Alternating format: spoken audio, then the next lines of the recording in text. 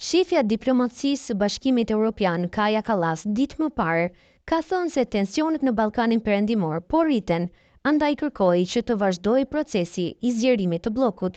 Kemi shumë pika në agjendë, do të filloj me situatën në Ukrainë, pastaj kemi Ballkanin Perëndimor. Ne patëm një darkë shumë të mirë dje, duke biseduar dhe diskutuar me miqtanë të Ballkanit Perëndimor.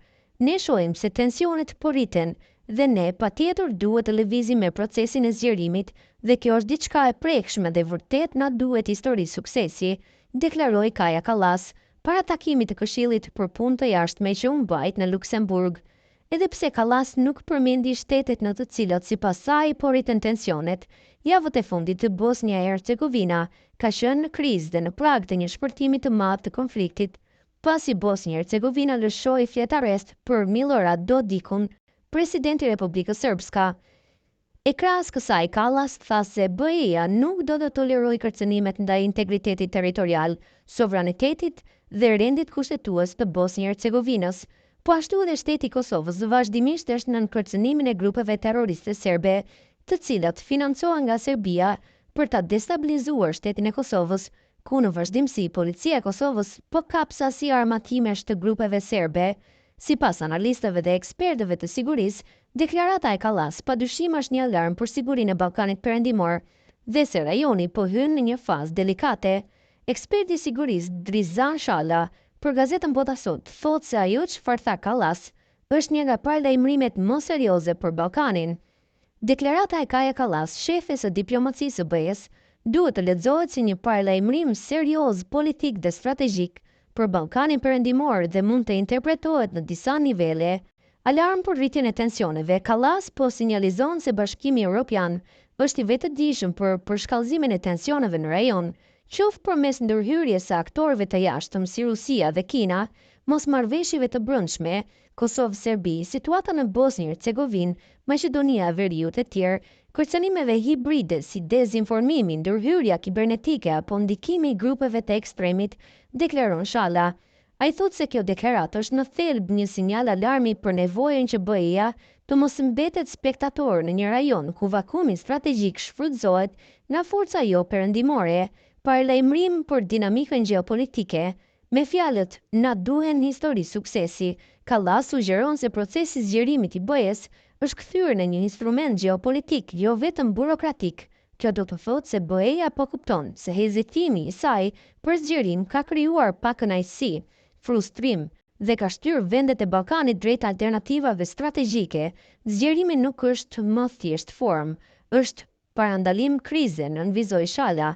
Mëtej ai thotë se kjo është një mesazh për vendet e rajonit dhe për Brukselin. Për Ballkanin Perëndimor kjo është një mundësi, por edhe një sfidë. Reformat duhet të përshpejtohen, por edhe veprimet e destabilizuese duhet të ndalen. Për Brukselin dhe shtetet anëtare, Kallasi nxit të kenë vullnet politik më të qartë dhe bashkërenduar për të çuar përpara procesin e zgjerimit përtej premtimeve të pafundme, shpreh Shala. Po është një alarm. Dhe në gjuhën diplomatike europiane, kjo është një nga deklaratat më të qarta që sinjalizon se Ballkani Perëndimor po hyn në një fazë delikate, ku çdo pasivitet i BE-s mund të kushtojë me destabilizim dhe humbje të ndikimit perëndimor në rajon, përfundon eksperti Drizan Shala. Kurse analisti Zeinullah Jakupi thekson se është një sinjalizim dhe apel i hapur për shtetet e Bashkimit Evropian për zgjerimin se më të shpejta të bllokut të Europës.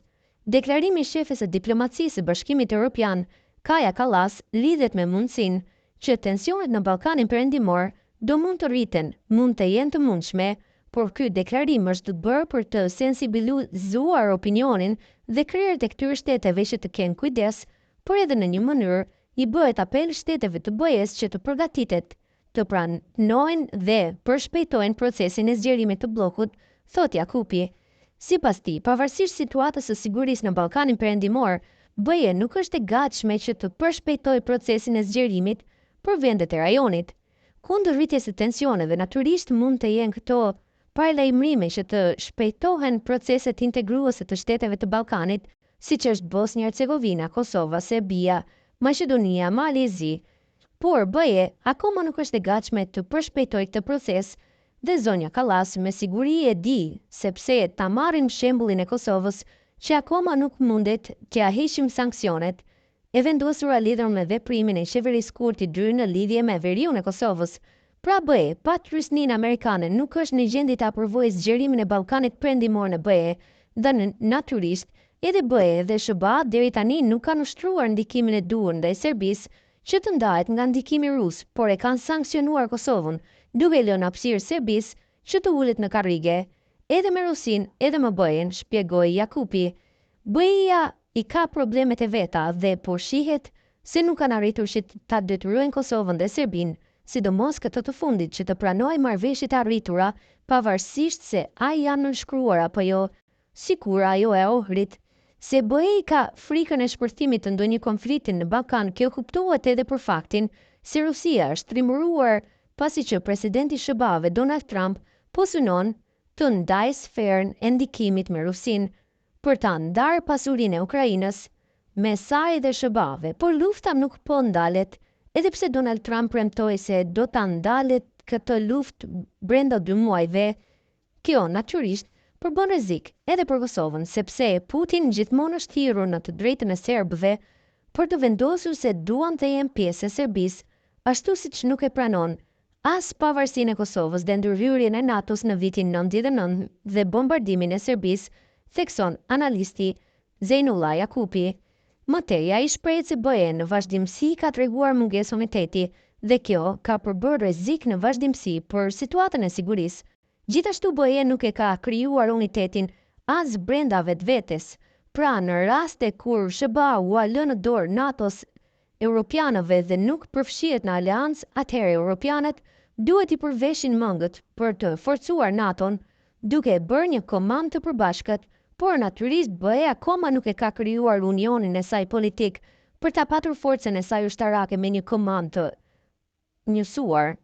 Dhe për të krijuar kjo, duhet të krijohet Unioni i Shteteve të Bashkuara të BE-s, që deri tani ka dështuar që kur ish kancelari gjerman Helmut Kohl i dështoi projektin dhe Franca në atë kohë nuk ishte dakord për të gjitha ushtritë e shteteve të BE-s të kishin forcën EUFOR.